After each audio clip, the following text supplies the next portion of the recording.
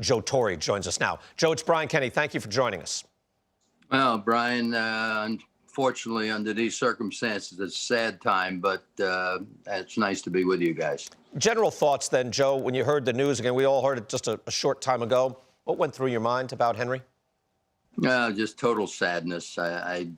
First thing I did, be honest with you, I texted Willie Mays because, I put those guys in the same boat as far as, class, great players, just unbelievable. But I've known Hank since 1956. He was a teammate of my brother Frank's and the Milwaukee Braves, and lucky enough to have gotten to play with him for 8 years. And he was special. He was special. But this morning was very sad. It's Hank and I guess, you could say we were close. We didn't live close to each other, but, we'd see each other from time to time, and it was always very warm and fuzzy. Joe, take us back then, years back, because, of course, you've been around Hank most of your life. But what was it like being his teammate? What type of player, what type of teammate was he to be around? He's very quiet. I mean, he'd agitate. He and Eddie Matthews would go at it back and forth. Nothing serious. It was always kidding. It was a great clubhouse in Milwaukee. And in fact, I go back to the spring of, I think it was 1962. And they had just built a new hotel in spring training, the Bradenton Cabana in Bradenton, Florida. It's where we were training with the Milwaukee Braves. And they didn't accept blacks. And we basically, as a team, just up and left and went to a suburb, Palmetto, Florida, and stayed in a motel so we could all be together and all eat together. So we shared a dining room, and that's what it was. And it was, it was sad because growing up in New York, I never, really understood. And so when it was struck by the racism and stuff that was in Florida at that time, it was disarming as far as I was concerned. But Hank was a great teammate. Very willing to share. If he saw something in a picture that, I should go up there and look for, he'd tell me. In fact, one All-Star game, I had been traded already. I was with the Cardinals, and I was having trouble hitting Bill Stoneman, who was, I know, the most recently the GM of the Angels, but Bill was pitching for Montreal, and I just couldn't pick him up. He threw a lot of curveballs, but the ball would jump out of his hand, and I couldn't find it. I remember sitting next to Hank, and I forgot what All-Star game it was, but I was with the Cardinals. I said, Hank, I'm having trouble with Bill Stoneman. What can you tell me about Bill Stoneman? I said, I just can't pick the ball up.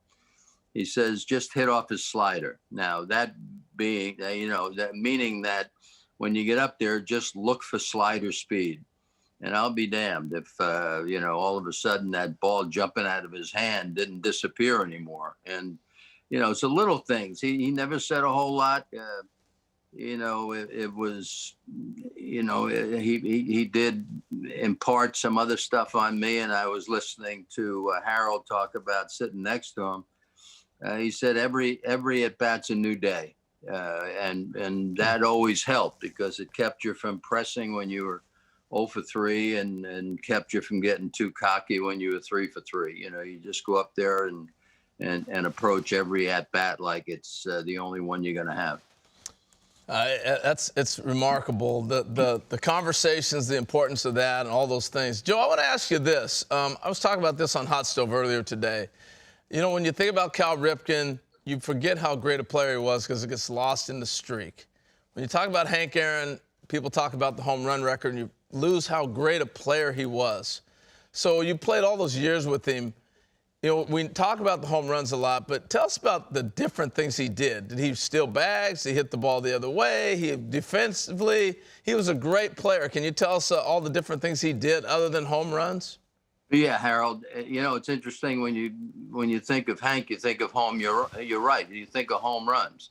My first experience watching Hank Aaron, I was a 16-year-old kid visiting my brother Frank in Milwaukee, and I was sitting behind the third base dugout.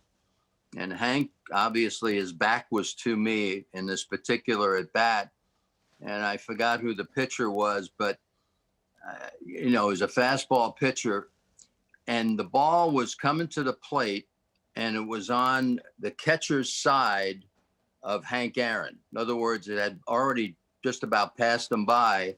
All of a sudden, he swings at it and hits it over the right field fence. And I said, and that is riveted in my mind. You talk about quick wrists, because he was always known. He and Ernie Banks had the quickest wrists I've ever seen on hitters. But that's the type of hitter he was. He'd hit a ball at center field, right center field, straightaway right field, more so than he'd pull the ball. And of course, as he grew more comfortable with different pitchers, he got to pull the ball a lot more, and he had no trouble doing that. But he was mainly a through the middle right field type of hitter. And as far as being an outfielder, he was uncomfortable in center field. He had to play center field on occasions because somebody was hurt. But right field, again, he wasn't flashy like Willie.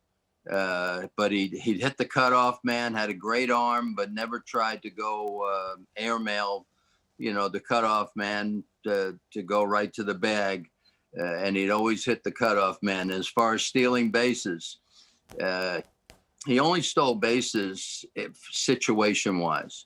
I hit behind him for 8 years, and Wow. Hank, if I'd get 2 strikes on me, you can bet the house that he would try to steal a base. And this way, if he was safe, fine. I only had to hit a single to get him in. If he was out, I got a new count the next inning. So he, that was, his thinking, and, you thought along with him a lot of times. But he was a great teacher, and the way he did things, and was never hard to find when you wanted to ask him questions. Hey, Joe, knowing Hank for those 60-plus years that you did, I'm curious, did you talk to some of your players when you were managing about Hank, and how would you want players today, what would you want them to know about the essence of Hank Aaron?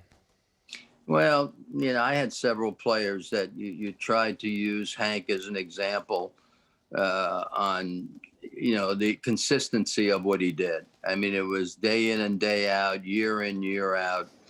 You earned your way to become what you would call a superstar. And then later on, of course, when somebody has a great year, you put them in that category probably far sooner than they should have been put in that category.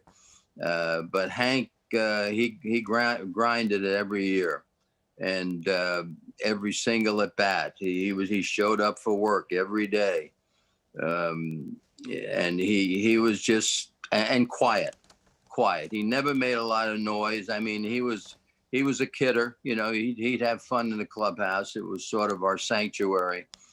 But, he'd come in, get dressed after a game, and go home. I mean, he didn't hang out that much. But, and again, I never thought anything of it until just the when you realize that he may have been a little uncomfortable, because it really was, just starting to be, a game that allowed blacks in. It started with Jackie, of course, and then the early 50s with most of the other clubs, and then other clubs caught on. And I'm talking about watching him when I first met him in 1956, 57. So, Joe, you go that far back with Hank, and then he's approaching 715. Take me back to that time in your mind, from 714, 715. Where were you at? What were you thinking? And did you get a chance to even see the game that night? No, just on television I did, because I was with the Cardinals at that point in time. But, you couldn't help but pull for Hank. And he was such an easy hitter to watch.